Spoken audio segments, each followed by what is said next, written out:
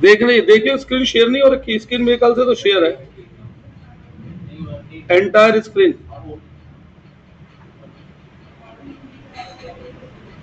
अब है शेयर, ठीक है बेटा। अब शेयर हो गई है क्या?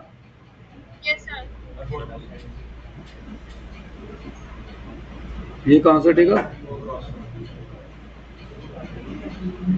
हाँ जी, स्मॉल स्केल इंडस्ट्री। देखो बेटा, स्मॉल स्केल इंडस्ट्री सबसे पहले हम किसे कहते हैं? सपोज करो मैं 1950 में हूं, मेरे पास 1-2 लाख रुपए हैं, बड़ी रकम थी उस जमाने में, पर क्या ये बहुत बड़ी रकम थी उस जमाने में इंडस्ट्री लगाने के लिए, फैक्ट्री लगाने के लिए? तो अब ऐसे में मेरे पास अगर 1-आधा लाख रुपए आए और मैं कोई फैक्ट्री लगाना चाहता हूं, तो क्या मैं शहरों में लगा पाता? क्यों नहीं लगा पाता? सबसे बड़ी बात, लाइसेंस छोड़ो, चलो जमीन महंगी मिलती, फिर मशीनें खरीदनी पड़ती, मशीनों के लिए पैसा चाहिए। 1 लाख रुपए में मशीन, जमीन, बिल्डिंग सब खरीद लूंगा। इतने भी नहीं थे, 1 लाख रुपए थे बड़ी रकम, पर इतनी बड़ी रकम नहीं थी कि सब कुछ खरीदा जाए। तो मेरे पास क्या रस्सा बचा? अगर मेरे पास 1-2 लाख रुपए है, मैं छोटी इंडस्ट्री लगाना चाहता हूं, तो कहां लगाऊं? गांव जैसे क्षेत्रों में, जो थोड़े पिछड़े इलाके हैं। क्यों? जमीन सस्ती मिल जाएगी। दूसरा, क्योंकि मेरे पे बहुत बड़ी रकम नहीं है, तो क्या मैं मशीनों से काम कराऊंगा? Labour incentive. तो यानी कि मैं जहां इंडस्ट्री लगाऊंगा वहां के लोगों को रोजगार भी दूंगा। तो small scale industries, always remember, 1950 से 90 के बीच में रीढ़ की हड्डी थी, लोगों के एम्प्लॉयमेंट का जरिया थी, सबसे मुख्य थी। कारण, बड़े इंडस्ट्री वाले तो भैया मशीनों से काम करते हैं, वो तो बहुत कम लोगों को रोजगार देते हैं। ऐसे समझो, एक आदमी ने 100 करोड़ की एक इंडस्ट्री लगाई है, वो 100 लोगों को रोजगार दे रहा है। एक आदमी ने 1 करोड़ की इंडस्ट्री लगाई है और वो 10 लोगों को रोजगार दे रहा है। तो कौन ज्यादा रोजगार के अवसर दे रहा है? क्यों? प्रोपोर्शनेटली वो 10 टाइम्स ज्यादा रोजगार क्रिएट कर रहा है। हाँ या ना? है ना? तो इसीलिए स्मॉल स्केल इंडस्ट्रीज को गवर्नमेंट ने भी सपोर्ट किया। सपोर्ट कैसे करा? उनके लिए कुछ प्रोडक्ट रिजर्व कर दिए। सपोर्ट कैसे करा? उन्हें सब्सिडी दी, उनकी मदद की। सपोर्ट कैसे किया? उनके ऊपर टैक्स वगैरह कम कर दिए या टैक्स की माफी कर दी। तो ये स्मॉल स्केल इंडस्ट्रीज बेसिकली सबसे बड़ा जरिया थी एम्प्लॉयमेंट का, इसलिए गवर्नमेंट ने इन्हें क्या करा था उस समय? प्रमोट। 1 मार्कर क्वेश्चन बनता है, in 1995 the village and small scale industry committee, Karve committee recognise. ठीक है, अब स्मॉल स्केल इंडस्ट्री हम कहते किसे हैं?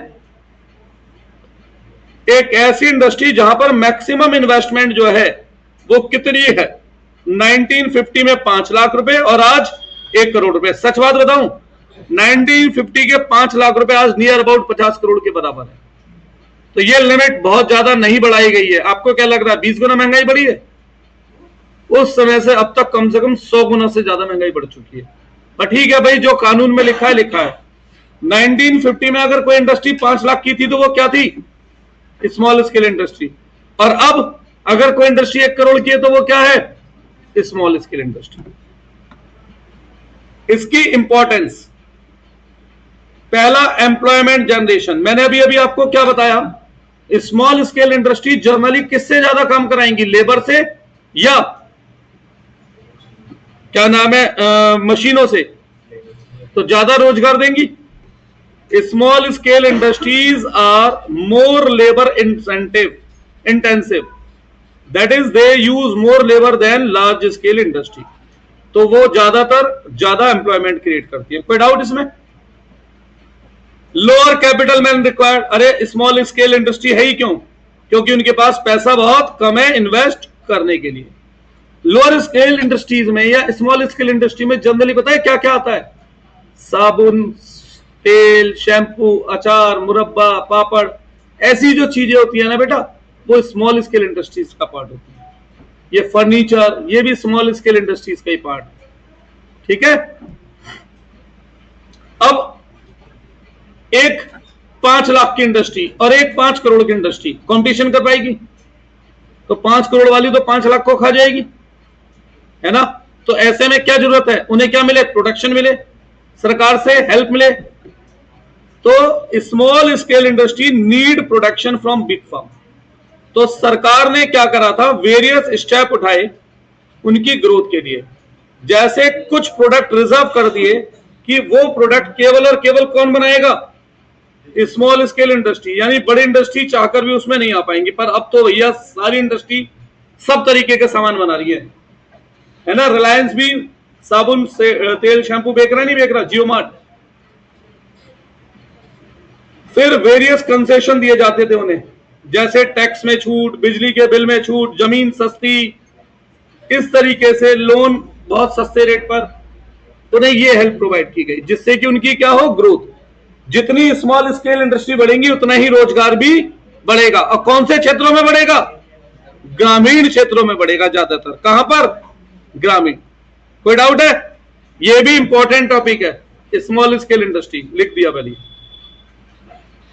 अब अगला टॉपिक, इससे भी क्वेश्चन बनता है,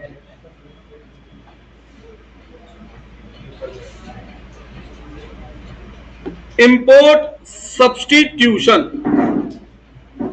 अच्छा, मैं आपसे एक बात पूछूं, चाइना और भारत नियर अबाउट 1-2 साल के आगे पीछे अपनी ग्रोथ शुरू की। चाइना हमसे उल्टा 2 साल लेट उसने अपना रास्ता शुरू किया, हमने पहले। आज भारत और चाइना में इतना डिफरेंस क्यों है, क्या कारण है कि चाइना भारत से इतना आगे निकल गया और भारत चाइना से इतना पीछे रह गया? मैं 2 आपको अप्रोच बताता हूं। एक डिफेंसिव अप्रोच, मेरी किसी से लड़ाई हो रही है, मैं उस पर हाथ नहीं उठाऊंगा, बस मैं अपने आप को बचाऊंगा, बस हाथ नहीं उठाऊंगा। तो होगा क्या, वो 10-20 घूसे मारेगा तो 2-4 तो तब भी पड़ जाएंगे। अब मैंने उसमें कितने मारे, 0, मैंने तो हाथ उठाया नहीं उस पर। एक एग्रेसिव, सामने वाला मुझ में 2 मार रहा है, मैं उसमें 4, फिर मुझे 4 मार रहा है, मैं उसमें 8। Aggressive approach. अब ऐसे में एट द एंड युद्ध कौन जीतेगा, मैं। डिफेंसिव में मैं कभी नहीं जीत सकता था। अब भारत की ये सबसे बड़ी कमी रही, वो हर क्षेत्र में डिफेंसिव रहे, एग्रेसिव नहीं हुए। चाइना ने एग्रेसिव पॉलिसी अपनाई। कैसे, अब समझो। भारत ने कोशिश क्या की कि जो भी कुछ हम इंपोर्ट करते हैं, हमें इंपोर्ट ना करना पड़े, हम उसे कोशिश करें कि भारत में बनाए। बस भारत ने कभी ये नहीं सोचा कि हम इतना बनाएं कि हम दुनिया को देंगे। बस उसने क्या सोचा कि हमें इंपोर्ट ना करना पड़े। चाइना ने इसके उल्टे क्या सोचा, इंपोर्ट हो रहा है, होने दो, उसे नहीं रोक सकते, पर हम कुछ ऐसा बनाएं कि हम जितना इंपोर्ट करें उससे ज्यादा एक्सपोर्ट करना शुरू करें। ठीक है, 10 रुपए का इंपोर्ट हो तो हम कोशिश करें हम 20 रुपए का माल बना के एक्सपोर्ट कर सकें। तो आज चाइना दुनिया को एक्सपोर्ट करता है, इंपोर्ट भी करता है, पर कम, और एक्सपोर्ट ज्यादा। और भारत इंपोर्ट आज भी ज्यादा करता है और एक्सपोर्ट कम, है ना। तो यही जो भारत की जो डिफेंसिव टेक्निक थी, इसे कहा गया है इंपोर्ट सब्स्टिट्यूशन। हमने कोशिश ही नहीं करी कि हम इंपोर्ट से बाहर निकल के एक्सपोर्ट के बारे में सोचें। हम हमेशा, अब देखो भाई, आप लोग क्रिकेट देखते हैं, टेस्ट मैच, डिफेंसिव बैट्समैन कुछ ही कामयाब हुए, जैसे राहुल द्रविड़, और ज्यादा लोग कामयाब नहीं हुए। ज्यादा कामयाब ऑस्ट्रेलिया के प्लेयर हमेशा हुए, क्यों, वो कभी डिफेंसिव नहीं खेलते, वो एग्रेसिव। भाई आउट तो होना ही है एक अच्छी गेंद पे, 6 की 6 गेंद टिक कर लूं, मारने वाले को भी ना मारूं तो भी 1 गेंद पे आउट होगा, 6 में से 4 मारने वाली मार तो 1 पे आउट हो जाऊंगा, तो कुछ रन तो बनाए। तो ये एग्रेसिव टेक्निक है। भारत को अपनानी क्या थी, एग्रेसिव। इंपोर्ट हो रहा है, होने दो, हम कोशिश क्या करेंगे, इंपोर्ट के माल को भी एक्सपोर्ट कर दे और माल बना के एक्सपोर्ट करें, एक्सपोर्ट बढ़ाएं। पर भारत ने कोशिश क्या की, इंपोर्ट रोके। तो इसलिए हम एक अच्छा एक्सपोर्ट सेक्टर डेवलप कर ही नहीं पाए, ये एक बहुत बड़ा कारण है। और ये भी आपको मैं पढ़वाऊंगा इसके अंदर। देखिए, in order to self reliant, India followed the strategy of replacing many import with domestic product. बस उसने इंपोर्ट रोकने की कोशिश की है। उसका मेन मोटिव क्या था कि किसी तरीके से जो गुड्स हमें इंपोर्ट करने पड़ते हैं वो हम घर में बना लें। ये नहीं था मोटिव कि हम एक्सपोर्ट बढ़ा दें। In first 7 plan trade was characterised bye inward looking trading. हमने इनवर्ड लुकिंग पॉलिसी अपनाई, जिसे हमने क्या कहा, इंपोर्ट सब्स्टिट्यूशन का। Import substitution refer to A policy of replacement और substitution of imported goods by domestic product. कहीं एक्सपोर्ट की बात हो रही है, बस बात क्या हो रही है, इंपोर्ट ना करना पड़े, इंपोर्ट की जगह हम घर पे बना लें। इसके पीछे मेन एम क्या था कि हम अपनी डोमेस्टिक इंडस्ट्रीज को बचाएं, किससे, फॉरेन कंपटीशन से। और इसके दो फायदे थे इंपोर्ट सब्स्टिट्यूशन के जो हमें नजर आए। सेविंग, मतलब फॉरेन एक्सचेंज बचा सके, और सेल्फ रिलायंस। पर ये इंपोर्ट सब्स्टिट्यूशन हमारे लिए अच्छा नहीं था। ये ऊपर के पैराग्राफ में तो नहीं दे दिया इन्होंने, नीचे होगा फिर। अब यहां पर टैरिफ कोटा क्या था बेटा, सुनिए। टैरिफ कोटा क्या था? अब जैसे सपोज करो चाइना का माल आता है भारत में, बिकता है, और भारतीय इंडस्ट्रीज का भी माल बिकता है। सस्ता किसका है, महंगा किसका है? सस्ता चाइना का है, भारत का महंगा है। तो ज्यादा किसका बिकता है माल आपके हिसाब से? क्यों? अच्छा है इसलिए बिकता है, घटिया है पर उसके बावजूद भी बिकता है क्योंकि वो सस्ता है। अगर भारत सरकार कुछ ऐसा करे कि चाइना का माल भारत में महंगा हो जाए, तो अब भी चाइना का माल खरीदेंगे लोग। भाई वो सस्ते की वजह से तो खरीदते थे, तो अब किसका खरीदेंगे? भाई देखो, भारत की लड़ी 200 रुपए की, चाइना की 25 रुपए की, तो मोस्ट प्रोबेबली चाइना की बिकेगी, कोई नहीं दे जाएगा 200। पर चाइना की लड़ी हो जाए 180 की, भारत की 200, तो बहुत सारे लोग सोच सकते हैं 10-20 रुपए का फायदा, पर क्वालिटी अच्छी मिलेगी 200 वाली में, है ना। तो इंपोर्ट सब्स्टिट्यूशन में टैरिफ क्या करता है, इंपोर्टेड गुड्स के प्राइस बढ़ा देता है। जैसे चाइना से कोई माल आ रहा है 100 रुपए का, उस पर 100 रुपए का टैरिफ लगा दो, तो वो अपने आप कितने का हो गया? तो वो महंगा बिकेगा, सस्ता? महंगा बिकेगा तो अपने आप उसकी डिमांड क्या होगी? कम, और भारतीय गुड्स की डिमांड बढ़ जाएगी। दूसरा कोटा। कोटा क्या है?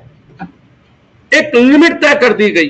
अब जैसे भारत के लोगों को 1 लाख मोबाइल हर साल चाहिए, एक एग्जांपल दे रहा हूं, लिमिट बना दी गई कि विदेश से केवल 20,000 मोबाइल इंपोर्ट होंगे, इससे ज्यादा नहीं। कोटा सेट कर दिया, मैक्सिमम कितना माल इंपोर्ट होगा। रिक्वायरमेंट कितने की है? 1 लाख मोबाइल। इंपोर्ट मैक्सिमम कितने हो रहे हैं? तो बाकी 80,000 मोबाइल की रिक्वायरमेंट कौन पूरी करेगा? Indian domestic industries. तो ये था डोमेस्टिक टैरिफ एंड कोटा। यहां पर भी नेहरू जी जो है बुद्धि नहीं लगा पाए, थोड़ी सी गड़बड़ कर गए। WTO में जाकर एक संधि कर दी और ट्रेड फ्री कर दिया विदेशी कंपनियों से, तो यानी हम उन पे उतना टैरिफ लगा ही नहीं पाए जितना हम लगा सकते थे। अब एक चीज नोटिस करो, भारत के प्रधानमंत्री बार बार आपसे कहते हैं कि भैया डोमेस्टिक प्रोडक्ट खरीदो, तो वो बैन क्यों नहीं कर देते चाइना के प्रोडक्ट? कर नहीं सकते क्योंकि संधि है, ट्रीटी साइन है, ठीक है। कुछ प्रोडक्ट बैन करे गए, वो भी किस हवाला दे करके कि वो भारत के लिए नुकसानदायक थे, हैजार्डियस थे। जैसे चाइना का मंजा, लोग मरने शुरू हो गए थे। चाइना के पटाखे पोल्यूशन में बहुत ज्यादा, मानक से बहुत ज्यादा पोल्यूशन फैलाता है, तो रीजन मिला तो बैन करे गए। बिना रीजन के हम बैन नहीं कर सकते चाइना के प्रोडक्ट। तो हमें क्या करना पड़ेगा? प्रधानमंत्री जी को बार बार आपसे कहना पड़ता है कि भैया भारतीय गुड्स खरीदो, पर वो बैन नहीं लगा सकते। किस पर? चाइनीज प्रोडक्ट पे। क्यों? क्योंकि भारत ने संधि की हुई है। कहां? WTO में। आगे जाके भी हम पढ़ेंगे कि WTO जैसे ऑर्गेनाइजेशन भारत जैसे देशों को लूटती आई है, ये पढ़ेंगे हम अभी आगे जाके। टैरिफ कोटा क्लियर है बेटा? कोई डाउट है? चलो, ये भी एक इंपॉर्टेंट क्वेश्चन बनता है, टैरिफ कोटा यानी कि इंपोर्ट सब्स्टिट्यूशन।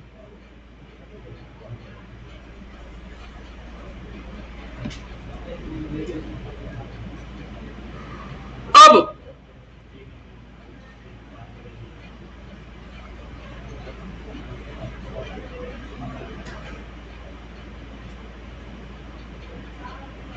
देखो, आगे एक लाइन दिख रही है, अभी आऊंगा वहां, पर मैं अभी साथ के साथ पढ़ा दूं, फिर नहीं तो कहोगे भैया ऐसे ही कहते हैं, बुक में कुछ नहीं लिखा। Inward looking trade, our policy were inward oriented, so we fail to develop strong export sector. क्योंकि हमने मेहनत ही नहीं की, कोशिश ही नहीं की एक्सपोर्ट बढ़ाने की, हम तो डिफेंसिव टेक्निक अपना के केवल इंपोर्ट को रोकने में लगे रहे। सोचा ही नहीं हमने कि हम अगर एक्सपोर्ट बढ़ा दें तो इंपोर्ट अपने आप कम लगेगा। भाई जैसे बचपन में वो सुनते थे अकबर बीरबल की कि इस लाइन को, ये इंपोर्ट की लाइन है, इसे कम करना है, तो भारत ने कोशिश क्या की, इसे मिटाने की कोशिश की, निशान तब भी रह गए। इसका एक तरीका ये भी तो था, ये लाइन छोटी करनी है तो दूसरी लाइन बड़ी कर दो। ये वाला तरीका नहीं अपनाया हमने। हमें अपनाना कौन सा था, ये चाइना ने ये तरीका अपनाया और हमने ये वाला तरीका अपनाया। इसलिए हमारे और उनके बीच में आज बहुत बड़ा गैप है बेटा। अब भारत कोशिश कर रहा है एक्सपोर्ट सेक्टर डेवलप करने की, पर अब हम उनसे 20-25 साल पिछड़ चुके हैं, तो एकदम से तो पास नहीं आएंगे, है ना। वो भी तो आगे बढ़ेगा, तो हम धीरे धीरे पास आएंगे। चलो वापस आते हैं। अब रीजन फॉर इंपोर्ट सब्स्टिट्यूशन, क्यों जरूरी था इंपोर्ट सब्स्टिट्यूशन, ये आर्ग्यूमेंट्स आ गए, बहस हो गई। बताएं आपको क्या लगता है?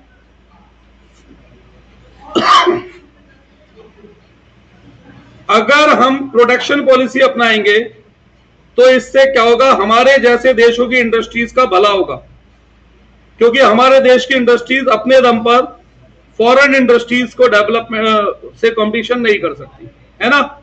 दूसरा, रेस्ट्रिक्शन लगाएंगे हम इंपोर्ट गुड्स पे तो एक रिस्क है, अगर नहीं लगाएंगे तो फॉरेन रिजर्व हमारा बाहर चला जाएगा और इंपोर्ट सब्स्टिट्यूशन से फॉरेन रिजर्व बच जाएगा।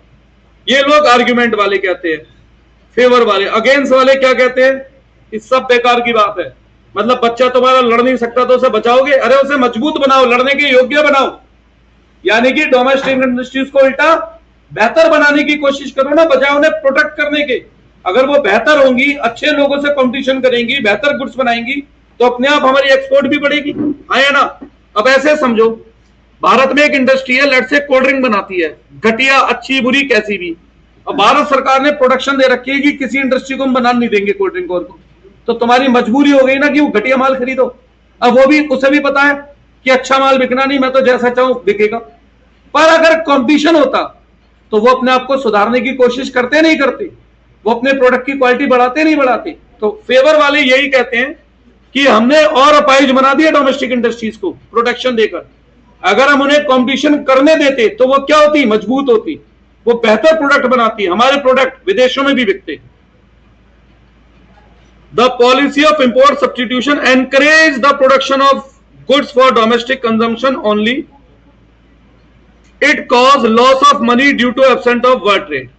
क्योंकि हमारे माल इतने घटिया थे, विदेशी तो खरीदेंगे नहीं, तो केवल और केवल क्या होगा, देश में बिकेंगे और हमारा वर्ल्ड ट्रेड नहीं रहेगा। दूसरा, डोमेस्टिक कंट्री के गुड्स कॉस्टलियर हो सकते हैं और लैक ऑफ कंपटीशन, इनएफिशिएंसी उनकी आदत बन गई। क्यों, जब कोई कंपटीशन ही नहीं है तो काहे बात की एफिशिएंसी बढ़ाना, क्यों मेहनत करें, बनाओ जो घटिया माल बन रहा है बनाओ, खरीदना पड़ेगा, लोगों की मजबूरी है और कोई ऑप्शन ही नहीं है, हाँ या ना बेटा। एक प्रोडक्ट की बात करता हूं, आज के समय में आपको स्विफ्ट ज्यादा बिकती दिखती है, अब नहीं बिकती। पहले अगर 10 नई गाड़ी बिकती थी तो 5 स्विफ्ट, अब 20 में 1, इतना फर्क है। क्यों, अरे पहले लोगों पे ऑप्शन ही ना था, मारुति है सस्ती गाड़ियों में, अब हुंडई भी है सस्ती में आ गई, टाटा सस्ती में आ गई। जब कंपटीशन में बेहतर गाड़ियां आ गई तो हुआ क्या, मारुति को भी अपने आप को सुधारना पड़ा। पहले मारुति की सेफ्टी रेटिंग 0 थी और अब 5। क्यों, नहीं तो भीड़ से खत्म हो जाएगी। अब मैंने मारुति का एग्जाम्पल क्यों दिया, जिस समय की मैं ये इकोनॉमी पढ़ा रहा हूं उस समय मारुति एक डोमेस्टिक कंपनी, और दूसरी बात ये सरकारी कंपनी, इसलिए तो इसे घटिया माल देने की आदत थी। पता है कंपटीशन कोई है ही नहीं, बेच दो साला घटिया प्लास्टिक, जीरो सेफ्टी, लोगों की मौत का सामान, जो चाहे बेचना है, लोग खरीदेंगे। क्यों, मजबूरी है, अगली 10 लाख की गाड़ी खरीदने की औकात तो है नहीं, 2 लाख में हम दे रहे हैं, हमारी लेंगे, है ना। तो ये था बेटा, हम बना ही नहीं पाए अपनी एफिशिएंसी, और इकोनॉमी कैन लेस प्रोडक्टिव। क्यों, क्योंकि भाई जब हम कंपटीशन हमें मिल ही नहीं रहा, हम अपनी एफिशिएंसी बढ़ा ही नहीं रहे, हम ग्रोथ का सोचेंगे ही नहीं, तो हम आगे कैसे बढ़ेंगे। तो इंपोर्ट सब्स्टिट्यूशन पॉलिसी मेरे हिसाब से गलत थी। बेहतर होता है इंपोर्ट सब्स्टिट्यूशन की जगह हम एक्सपोर्ट बढ़ाने की टेक्निक पे विचार करते तो ज्यादा अच्छा था। यानी कि इंपोर्ट उतना ही होता और एक्सपोर्ट से ज्यादा, तो हम फॉरेन करेंसी कमा पाते, है ना। अच्छा एक बात पूछूं मैं आपसे, 20 रुपए की आइसक्रीम सस्ती है महंगी है? डिपेंड करता है। आपकी जेब में 10 रुपए है तो, और 100 रुपए की कमाई है तो, बस तो यार आदमी ये सोचे 10 रुपए की आइसक्रीम किसी तरह 6 की मिल जाए, बस इसी उदाहरण में लगा रहे, उससे अच्छा क्या है वो कोशिश करे मैं 25 रुपए कमाने की क्षमता रखूं, वो ज्यादा बेहतर है, या 10 की आइसक्रीम किस तरीके से जुगाड़ से 6 की ले लूं, वो ज्यादा बेहतर है। फिर तो हमने कौन सी पॉलिसी अपनाई? सेकंड, कि भैया इंपोर्ट बचा लें, और बनानी कौन सी थी? एक्सपोर्ट। ये बहुत बड़ा डिफरेंस है इंडिया पाकिस्तान चाइना के अंदर, सॉरी। चलिए अब आते हैं क्रिटिकल अप्रेजल। इसमें क्या पढ़ना है क्या नहीं, बहुत सारा कुछ नहीं पढ़ना है इसमें हमें।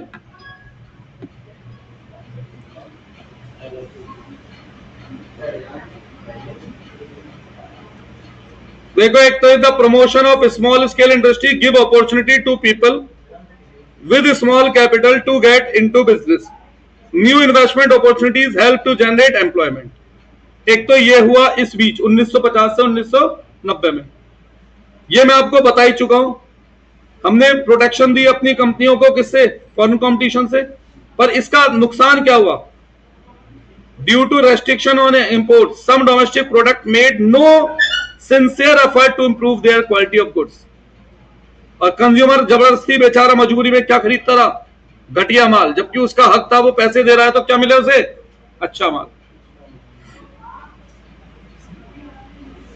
लाइसेंस पॉलिसी अभिशाप थी, मैंने बोला भी था अभिशाप थी, अभिशाप है। अभी पढ़ते हैं क्यों थी अभिशाप ये।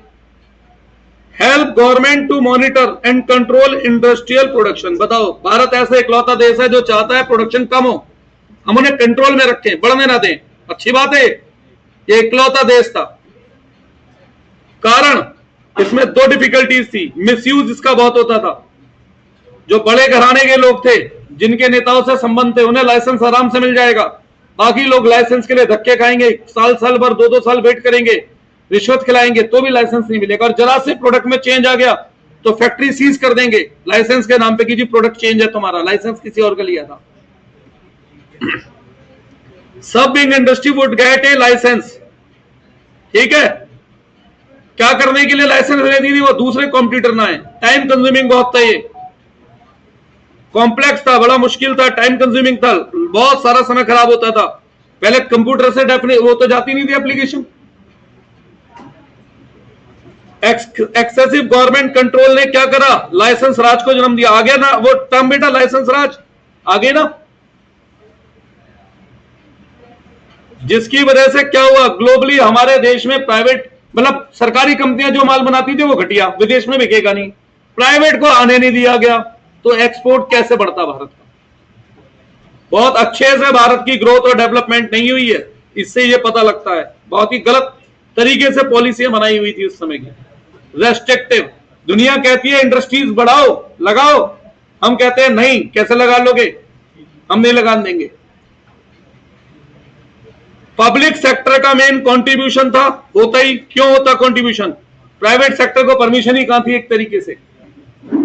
आधी से ज्यादा मेन इंडस्ट्री रिजर्व थी पब्लिक सेक्टर के लिए। फिर जो प्राइवेट लगाते भी, उनमें लाइसेंस, इसमें कुछ और नहीं पढ़ना।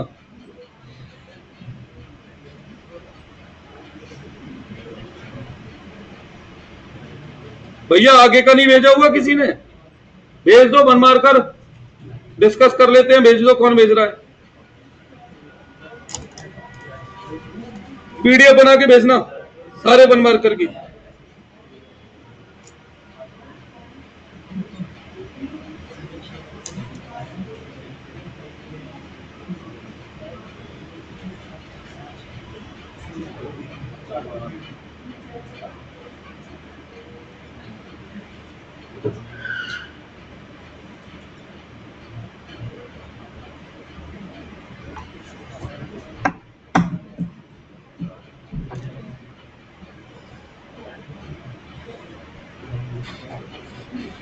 बहुत बच्चे छुट्टी पे है भाई।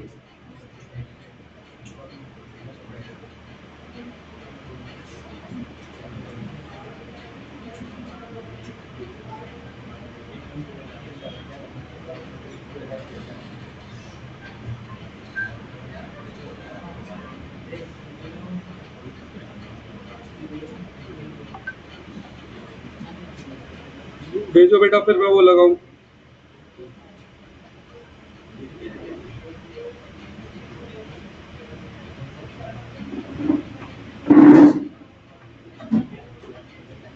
एलपीजी भी आ रहा है ना?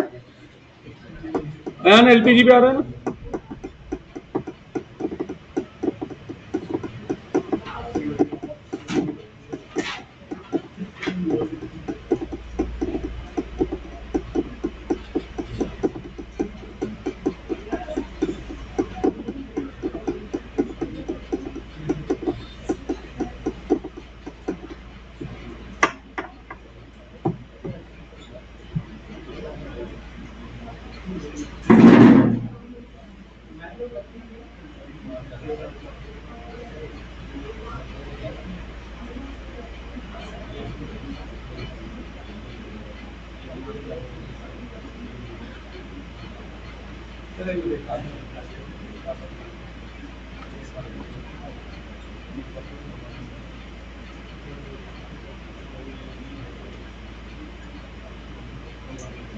अर्धा तू भेज रहा है बेटा? कौन भेज रहा है?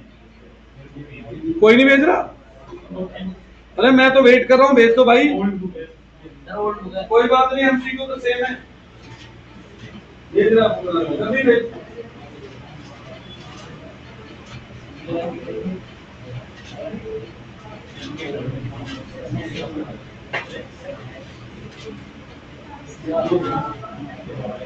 अरे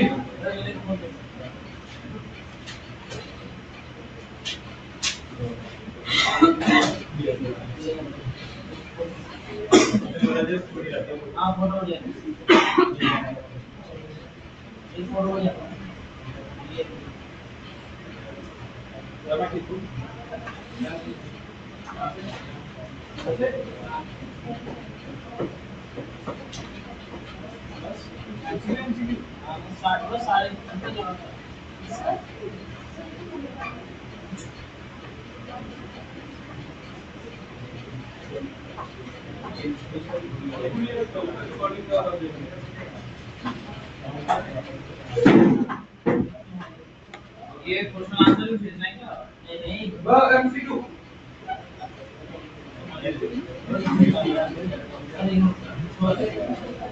रहने दो भाई, ठीक है आगे हाथ दो। अब मैं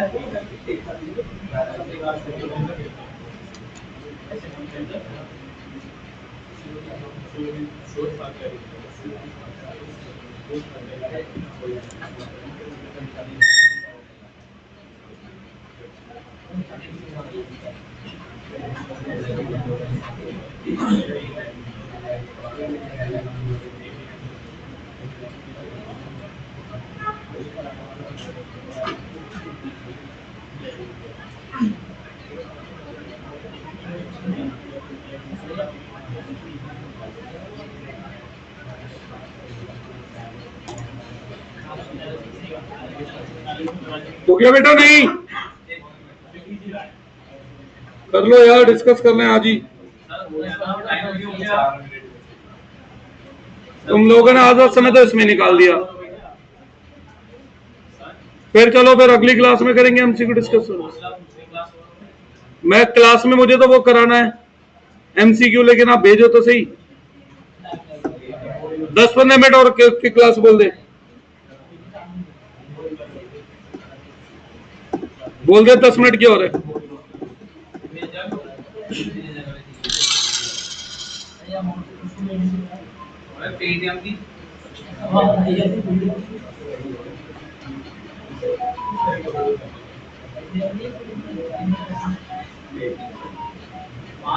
वैसे अगली क्लास में करवा देना।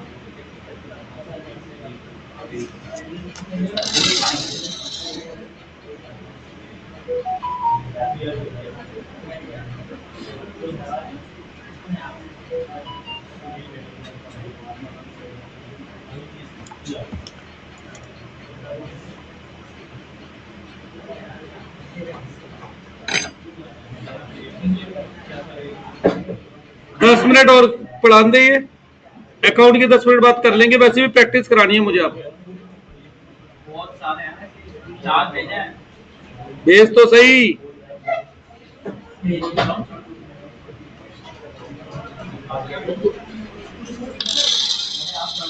कहाँ है? आ गया?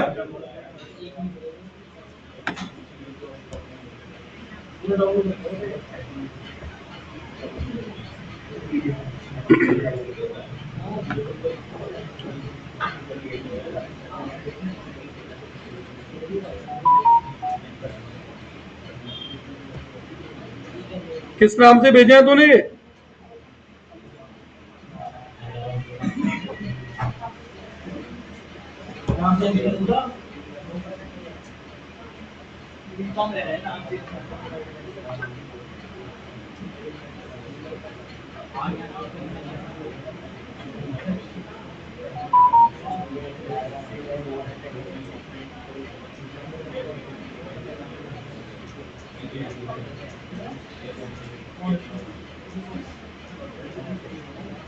इसे कहते हैं कि ज्वाइन मतलब अभी चल रही है। चलो शुरू करें फटाफट से।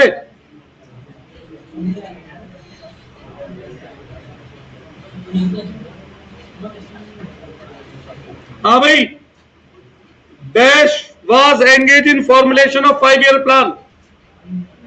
क्या आंसर था?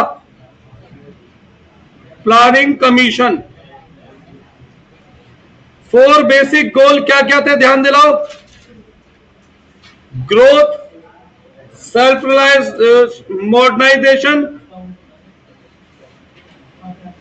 और क्या था? इक्विटी। यही थे 5 गोल। Change in ownership of land holding क्या था?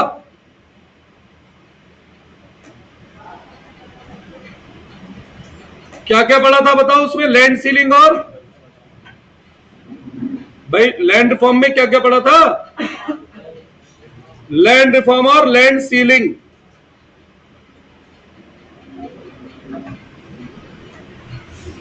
पॉलिसी ऑफ रिप्लेस और substitute import bye domestic product. Import substitution अभी 5 मिनट पहले ही पढ़ाए तो। Dash economy is one in which means of production are on control operate by private sector. क्या answer था इसका? Capitalist. Fixing specified limit of land, land ceiling. That part of agriculture project which can be sold in market. क्या था? Agriculture surplus. या था? ध्यान आ रहा है? नहीं कुछ नहीं पढ़ के आते जो साथ के साथ पढ़ के जाते हो। फर्स्ट 5 ईयर प्लान कब लॉन्च हुआ था? 1951। Refer to large increase in production of food grain, green revolution. After the independence dash economy was adopted by India. Mix. अभी अभी अंडरलाइन करवाया था 1955 Karve committee for aiming the, क्या मोटिव था इसका? Development of small scale industry.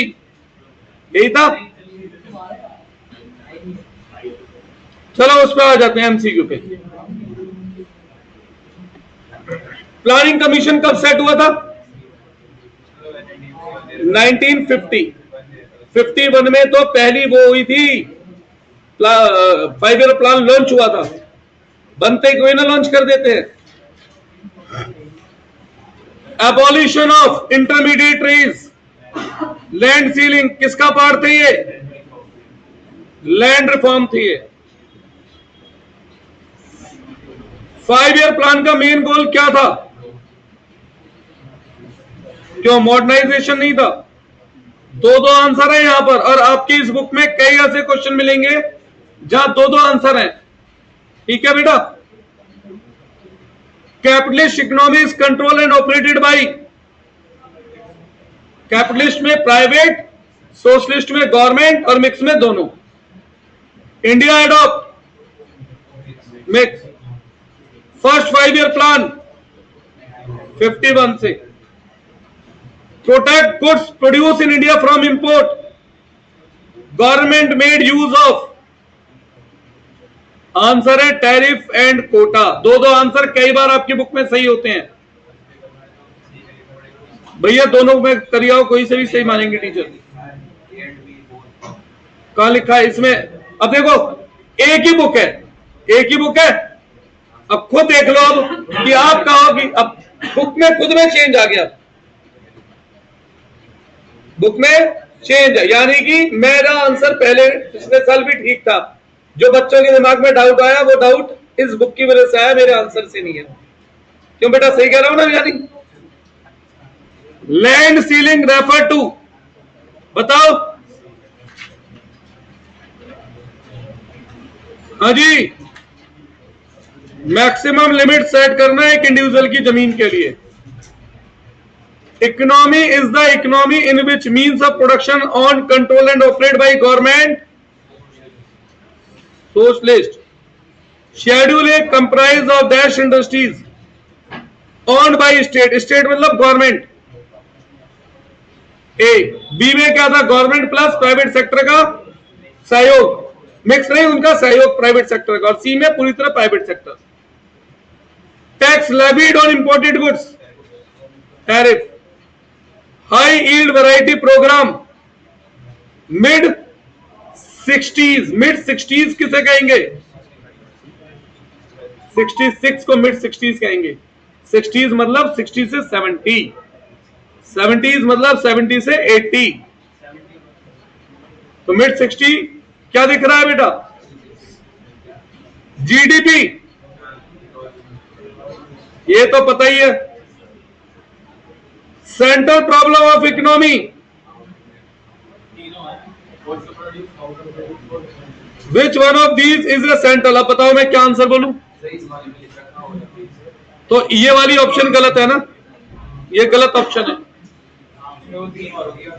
ये option गलत है। तो सही आंसर है व्हाट, हाउ, फॉर हुम। इसकी जगह पे लिख दिया होगा ऑल। तो बुक में गलतियां थी जो अब सुधार रही हैं।